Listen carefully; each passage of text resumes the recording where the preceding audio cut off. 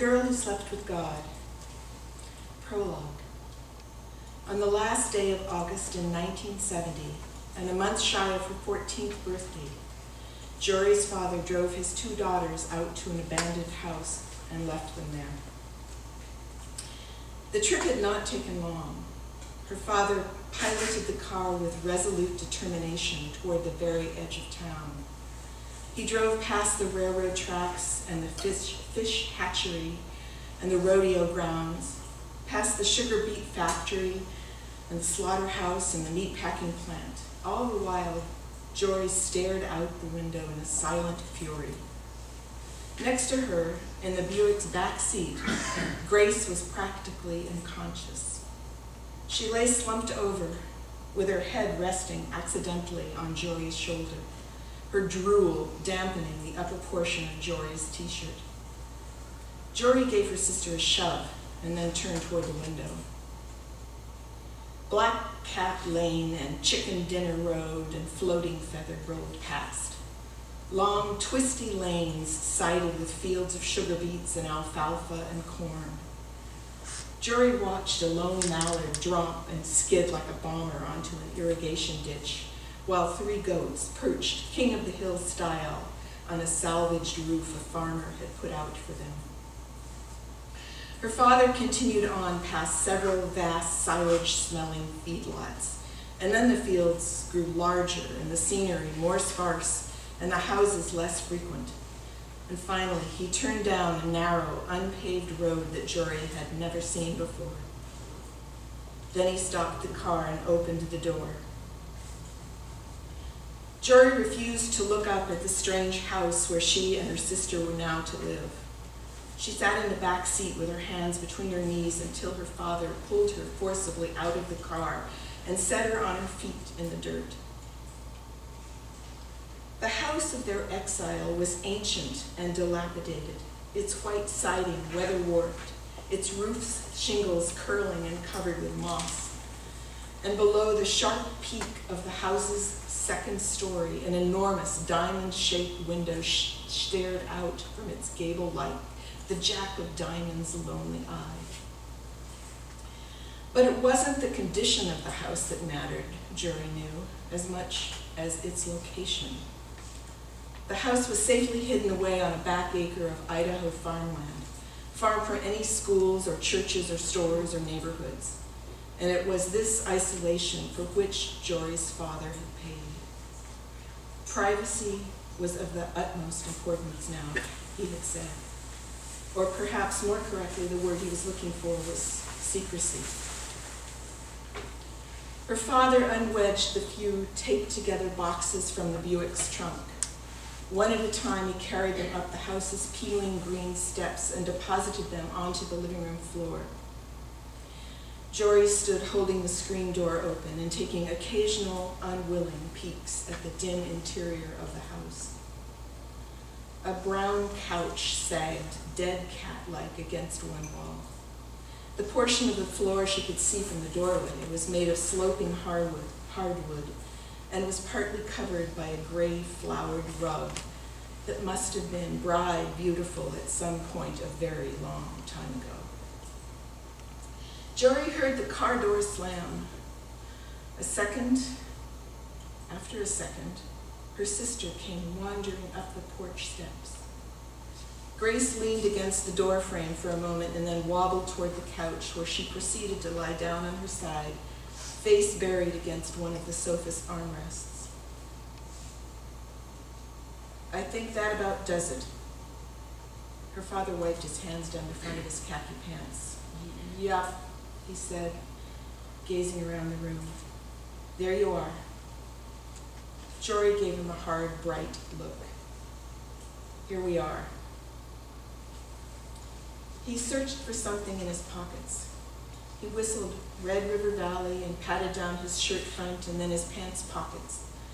Ah, he held up a small silver key. You'll be needing this. He smiled and handed it to her. Without looking at the key, Jory tossed it onto the top of one of the unopened boxes. Hey now, her father said in his calmest voice. You don't want to lose that. After walking over to the cardboard box and retrieving the key, he handed it to her once more, this time pressing it into her palm and closing her fingers firmly around it. Don't you have another one? She inspected his face. Well, Mom and I will keep an extra, of course. He shrugged. Just in case. Just in case? Yes, and don't forget, there's milk and things that need to go into the fridge. Also, the front door may stick a little when you first try to open it, so you'll have to shove it hard and jiggle the handle up and down. He demonstrated and then paused, waiting for a look of recognition that Jory refused to give. Okay, well, I'll be back to check on you in a day or two. I think Grace's correspondence course book should be here by then, so I'll bring them along. He studied the ceiling the way he always did when he needed hope or inspiration.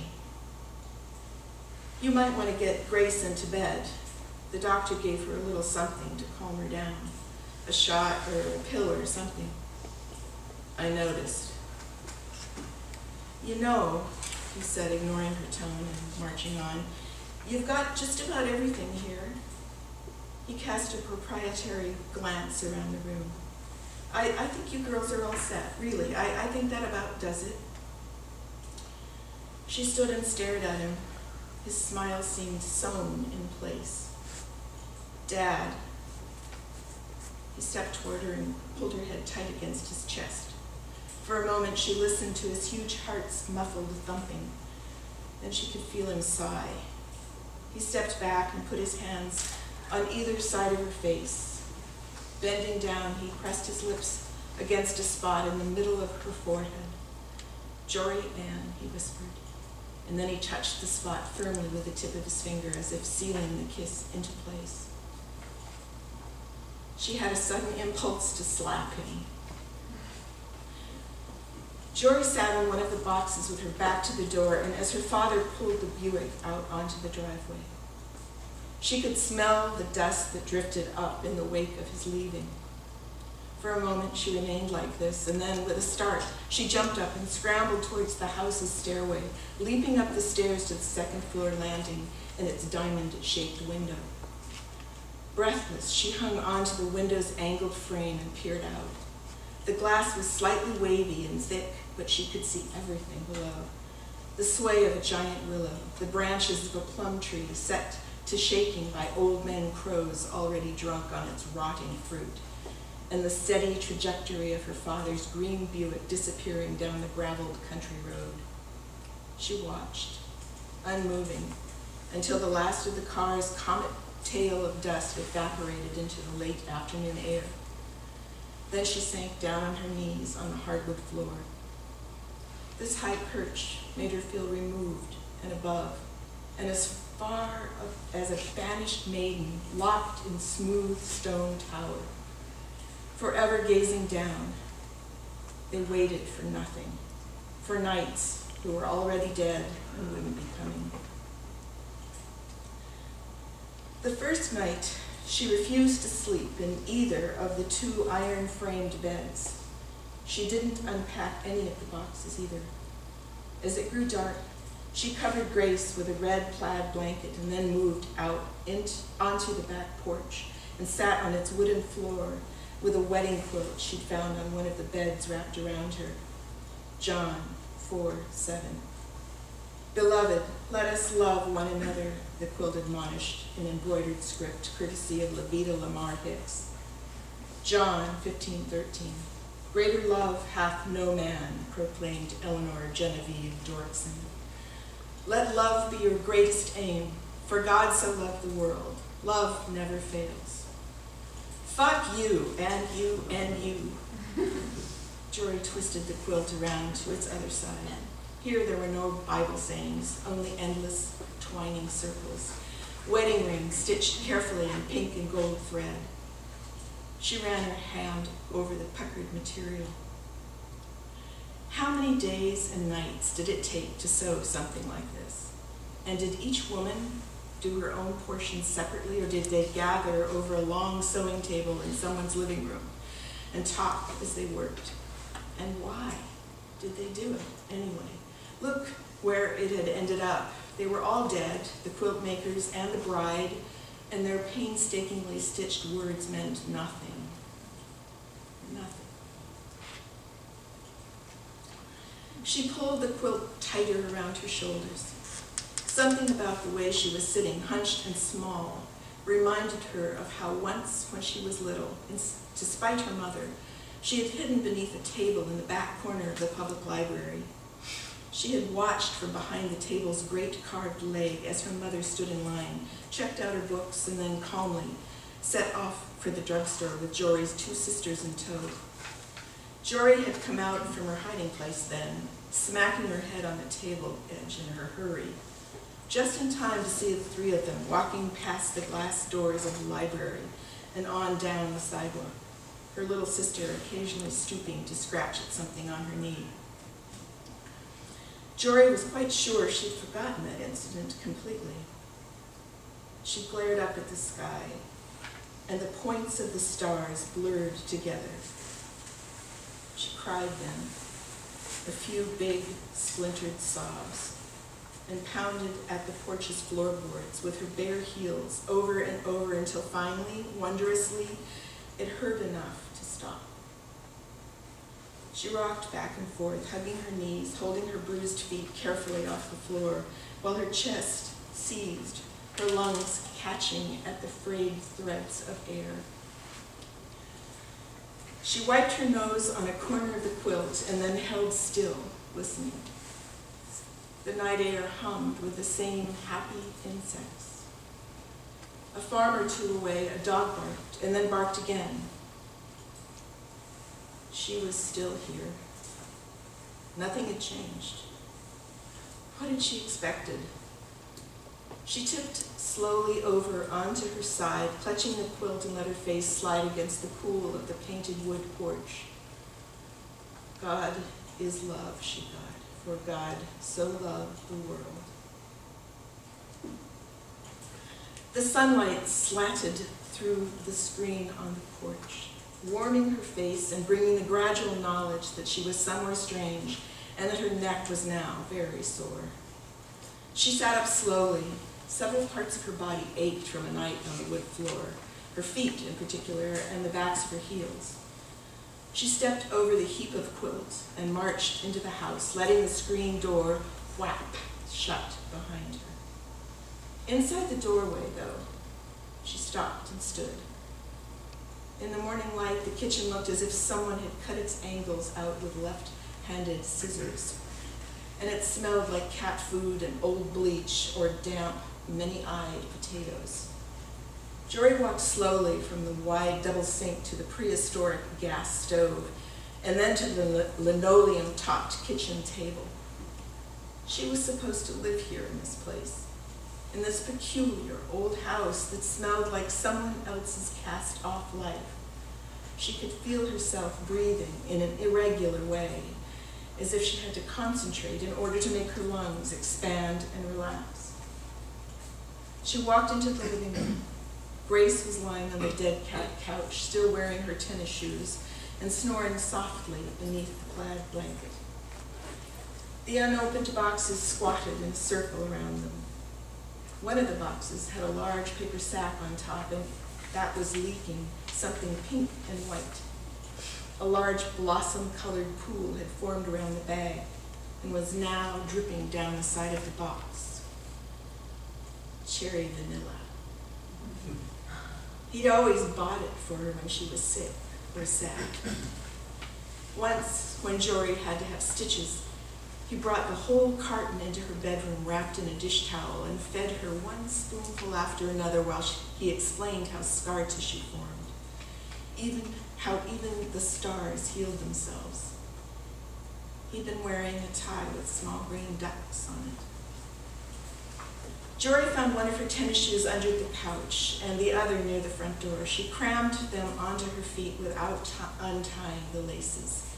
After one glance back at her sister, she fled out the door and down the painted steps, the backs of her bruised heels burning like fire. The road that led away from the house was lined with cottonwood trees.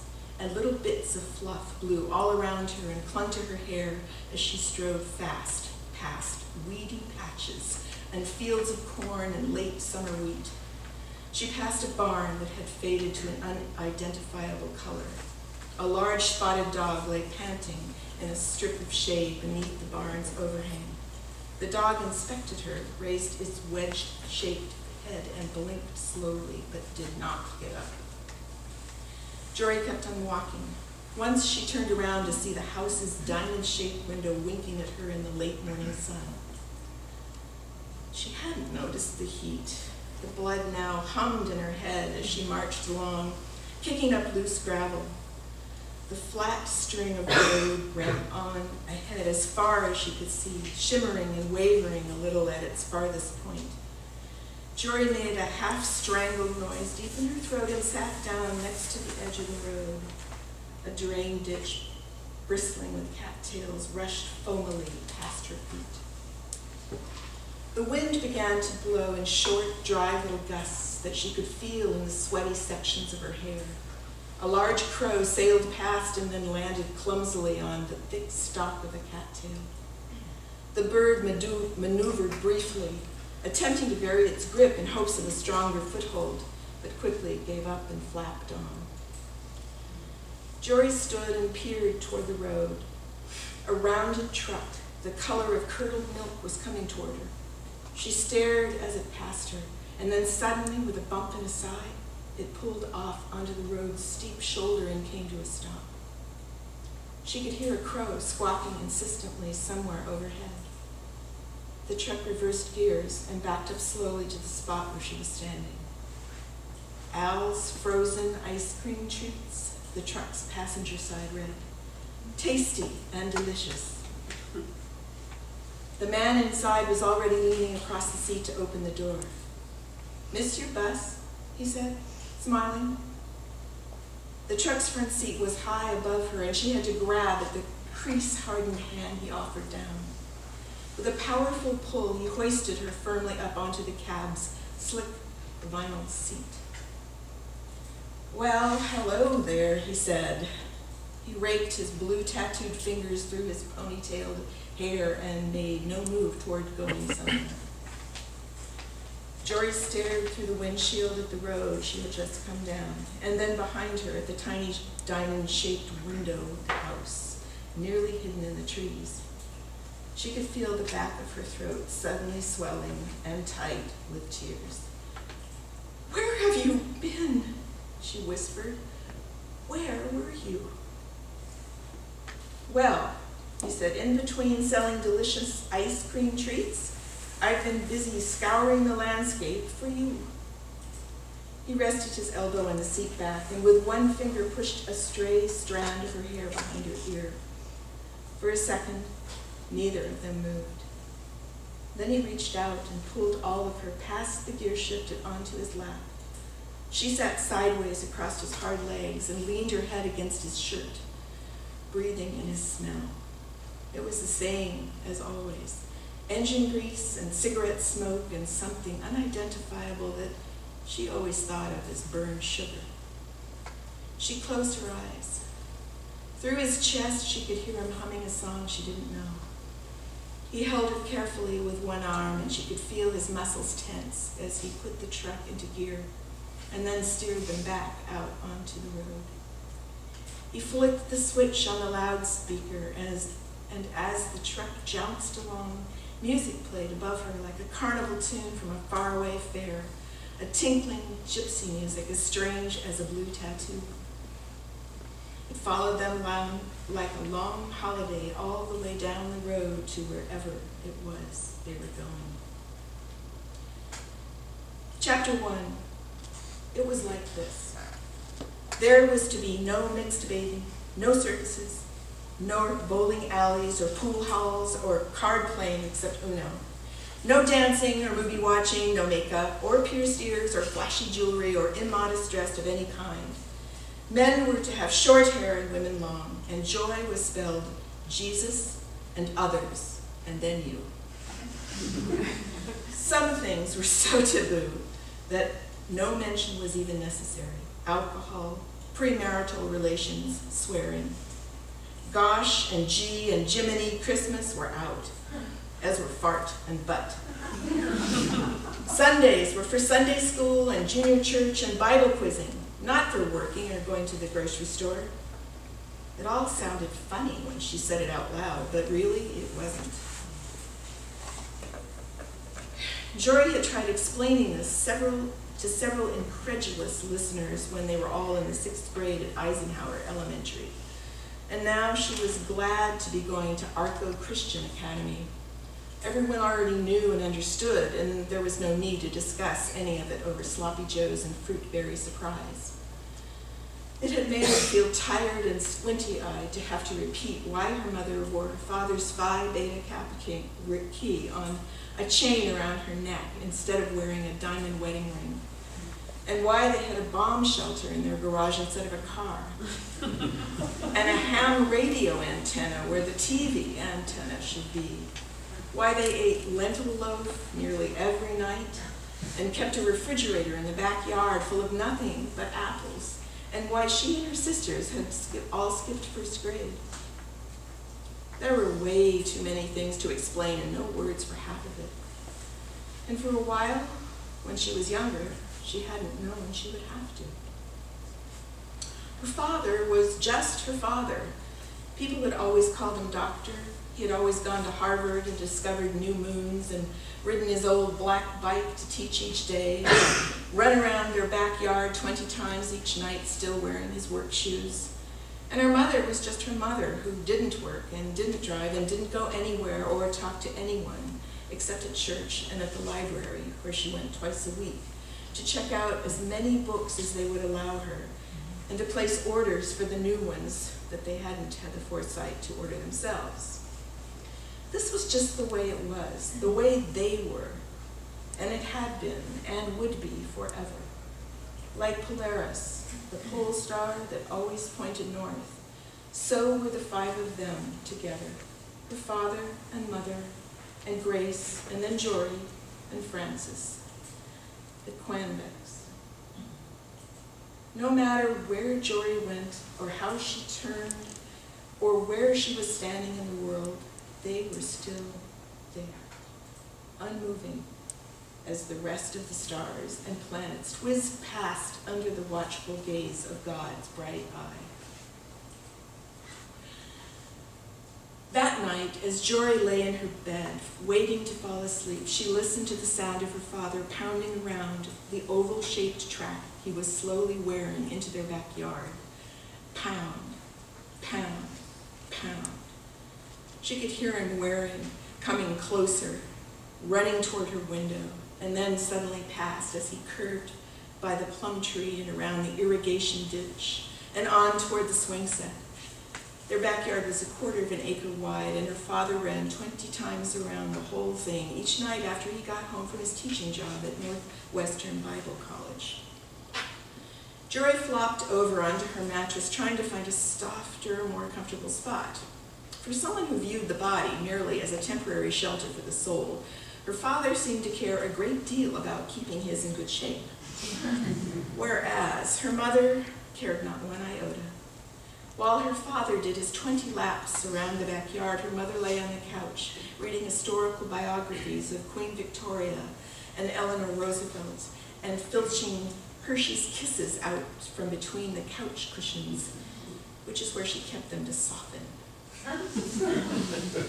Jory was only vaguely embarrassed by her father's running, although she was grateful he waited until dark to engage in this activity.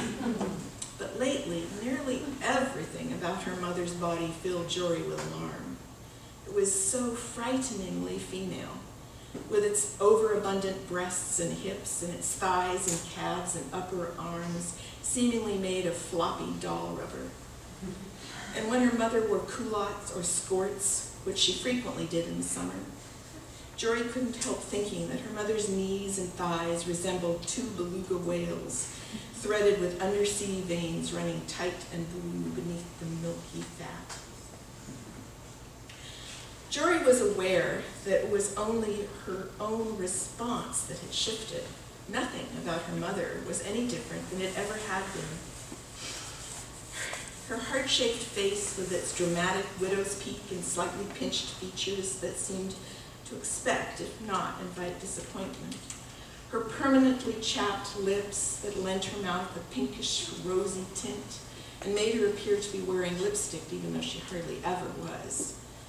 The few times Jory had seen old photographs of her mother, she had been shocked to discover a light and coquettish girl seated provocatively on the car hood of a '49 Packard, her hair a mass of golden brown curls, and her tightish pants rolled up above the knees.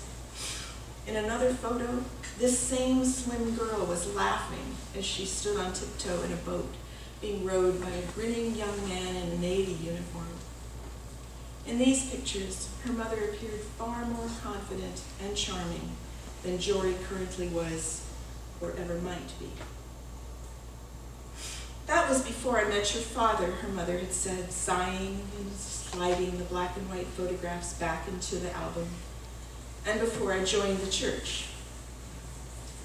Jory had also seen her parents' wedding photos, though, and she knew that her mother still looked young and almost beautiful even then. It made Jory both angry and dismayed to think that her and her sister's introduction into the world had affected this transformation in their mother. But she knew it was so.